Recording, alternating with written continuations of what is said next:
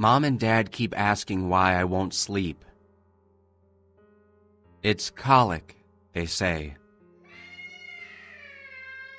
Out of the murky darkness of my bedroom, I wail, calling them to my side, desperate to make them understand me. They come, reluctantly, with exhaustion tugging on the skin beneath their eyes and dyeing them a dark purple. Muttering in exasperation, they lift me from my crib, and I briefly have hope that they will understand. But I'm always disappointed when they place a bottle to my lips or try to soothe me in the rocking chair. I try pointing to my window, the very source that feeds my ever-growing fear. But they do not look. There is so much I would say, if only I could form the words. He says that it's futile of me to try and warn my mom and dad. By the time I'm able to speak, he will have melted back into the shadows, and I won't remember a thing. I am helpless, unable to do anything for myself. I am at his mercy, he says, and the flicker of flame that is my life could extinguish at any moment. Most of us live on and grow up with no memories of our terrifying infancy.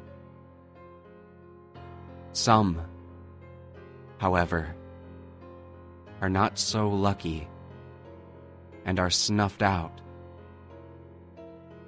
He never leaves any evidence behind.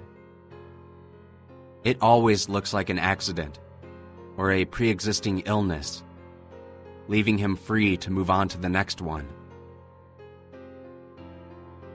He promises I'll forget all of this. It's inevitable, he insists. The image seared into my eyes, the ghastly horrors of his face, will fade from my memory soon enough. But I don't understand how I could ever forget him.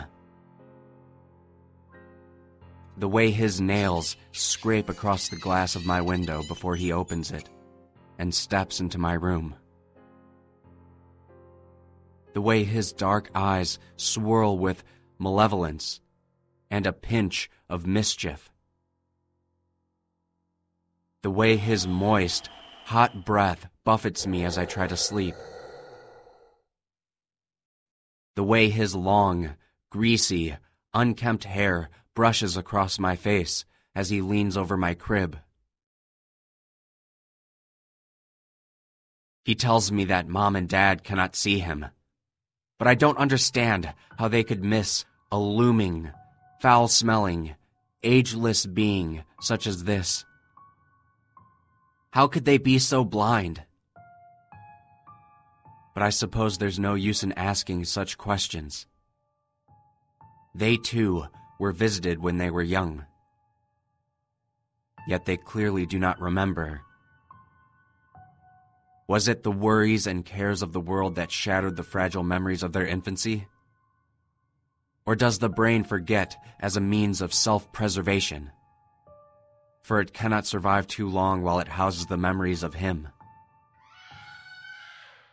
Mom and Dad keep mistaking my incessant crying for colic, as if I would scream so loudly simply because of some discomfort. They are blind to the fear in my eyes, and deaf to the unearthly tremor of his unholy laugh.